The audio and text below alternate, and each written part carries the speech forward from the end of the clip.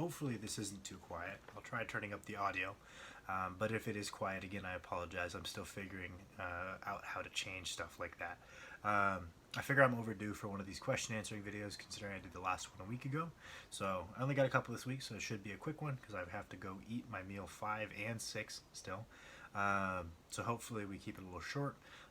If you have any questions you would like my opinion on, please put them in the comments of this video and I will get to them in the next video. So getting into it, the first question I got was, how would you go about finding the optimal touch point and elbow angle for the bench press? By elbow angle, I mean how much you tuck/flare your elbows. Is elbows under the bar and perpendicular to the floor a good starting point? Yeah, so you notice that some very high-level benchers have a positive/negative forearm angle in the bottommost position of their bench because they're choosing to do a max width grip without being all that big, and that obviously can be done at a very high level. But that being said, my general recommendation for people as a starting point is to chase a stacked joint in the bottommost position, which means the bar is above your wrist, which is above your elbow, all of which forms a line that is perpendicular to the floor, right? So with that in mind, then we're going to have a direct correlation between the width of our grip and the angle of our arms, right? So if I have a relatively wide grip, the only way I'm going to achieve a stacked position is to touch relatively high. I'm going to be relying on shoulder adduction a little bit more, maybe have a little bit less horizontal bar travel, so I'm relying on shoulder flexion a little bit less. Whereas if someone has a narrow bench, like a narrow grip bench, maybe they have a little bit less of a good arch, so they need to take a little bit narrower grip, and they find that yields their best result. So they're in here. The only way I'm going to achieve a stacked joint position in the bottommost position is to take my touch point and bring it down here. That's the only way this is going to be straight up and down. If I try to take a narrow grip and pair that with a high touch point, suddenly I am not stacked. It's certainly not the only way to do it, but that's my general recommendation for people trying to figure that stuff out initially. I find that using a more of a joint stacked premise for the bench press, especially for beginners, rather than just trying to immediately go straight into maximum arching with a max grip, is very helpful for putting on more muscle mass, because when you're moving the bar farther, you're performing more mechanical work, which more than likely is going to result in more hypertrophy, building up the base, and then we can look to, okay, let's build the arch up, let's bring the grip out, let's display what we've built as best we can, but it's not necessarily the best way for a beginner to build that base. I hope that helps. That would be my best shot at an answer. The second question I got is, how long prior to sleeping do you stop drinking water? I made the mistake of drinking water late, and it keeps messing with my sleep because I have to wake up to pee. I understand your thought process. I don't want my sleep. Sleep is important, right? We know we grow in our sleep. We don't recover. Like you don't grow in the gym. You grow when you're recovering. Most of that recovery happens while you're asleep. So ideally we maximize the quality and quantity of our sleep, and we don't wake up to go pee. That being said, we also don't want to wake up pretty dehydrated every single day, because more or less every single morning you're going to be in a somewhat dehydrated state.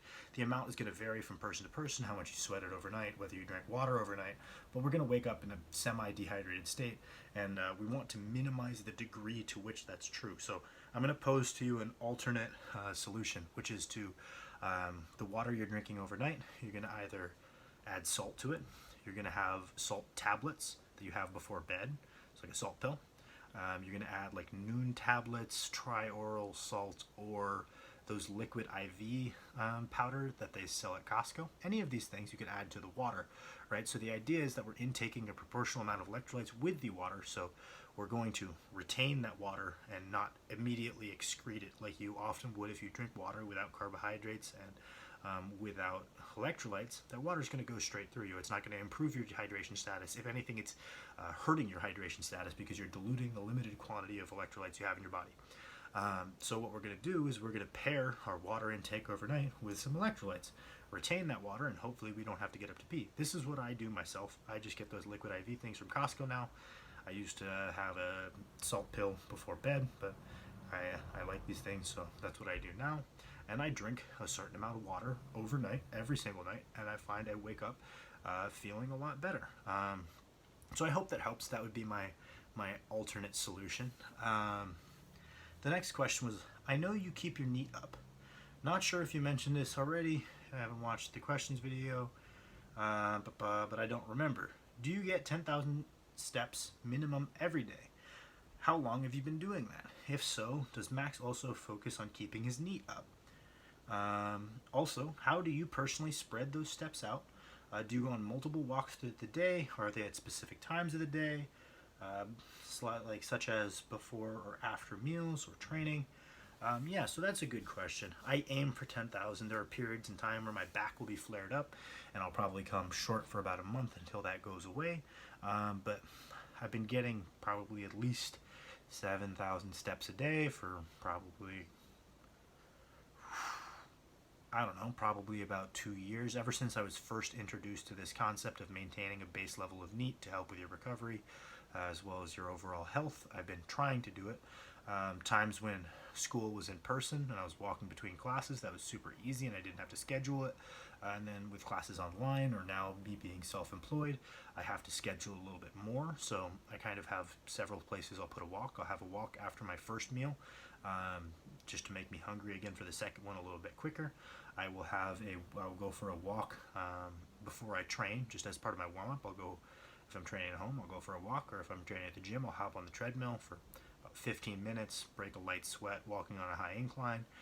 That's running up my steps. I will sometimes have a cool down after I train, just kind of depending on how I'm feeling and if I feel that's beneficial. And then the rest of the walks I usually throw after meals to help me get hungry again quicker. But yeah, I aim for about 10,000 every day. I would say my average for this past month, probably about 8.5 thousand, so coming up a little bit short, but you don't have to there's nothing magic about 10,000. It's just a good target, so if you're coming pretty close, you're probably pretty good. As far as whether Max does it, I don't know. I don't think so.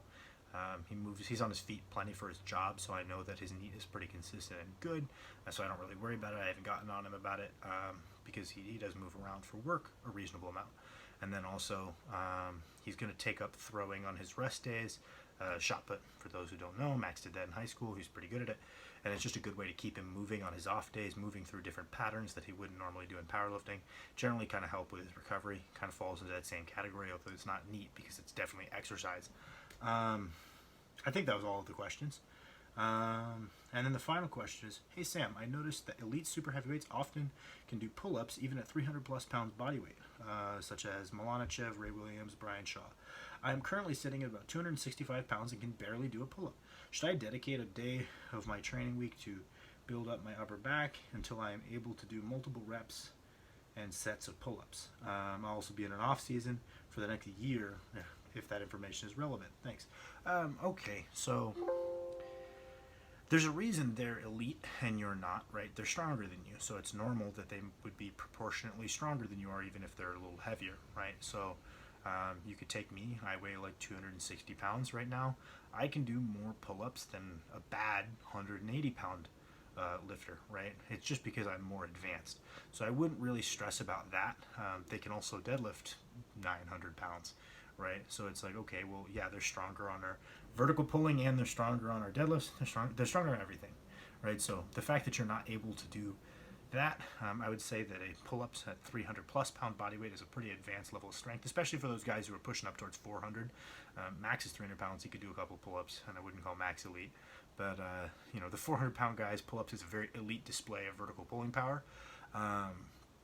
So I'd say, don't feel bad that you can't do them, though you're correct in thinking that's probably something you could work on, and it will probably aid your deadlift. That being said, I don't think that's an high enough training priority that it should have an entire day dedicated to it. I don't think the only thing standing between you and a bigger deadlift is your vertical pulling strength, right? There's other things that are important there, your lower back, your posterior chain, your core, right? There's the skill of deadlifting. All of those things need to come up as well to develop your deadlift, right? So dedicating an entire day to what is a secondary goal doesn't really make sense. Does dedicating time after you work on your primary goal to developing your secondary goal make sense? Yes, absolutely. Could you do it multiple times a week to really try to push it and develop it? Yes, absolutely. It'd probably pay off. That being said, I just wouldn't dedicate a whole day to what is a secondary goal when you could be doing something that's more directed towards your goals as the most important, the first thing you do in that training session. I hope that helps. I hope I didn't come off as rude. I just don't want you to major in the minors, right? It's totally possible to have a phenomenal weighted pull up and a shit deadlift. I know people like that, right? Because there's a lower half of your body, there's the skill of deadlifting. All of these things need to be developed in tandem to develop your deadlift, rather than hyper focusing on one thing. That all good deadlifters can do a 500-pound row. That doesn't mean if I get to a 500-pound row that I will be an elite deadlifter, right? So just wanted to clarify that. You can build up a more diverse day. There's no reason you can't do a horizontal row after or before your vertical pulling. If you do want to dedicate a day to your upper back, I would certainly make it more versatile and dynamic than just pull-ups. I would probably train through multiple planes. Maybe I can do a vertical pull, a flat pull, and then a slightly upward pull, and then some kind of pullover movement if you want. That's probably just kind of babbling. I hope that helps. If you have any other questions or follow-ups or clarifications, please let me know in the comments. I hope this is a decent one. Please let me know if you have any questions.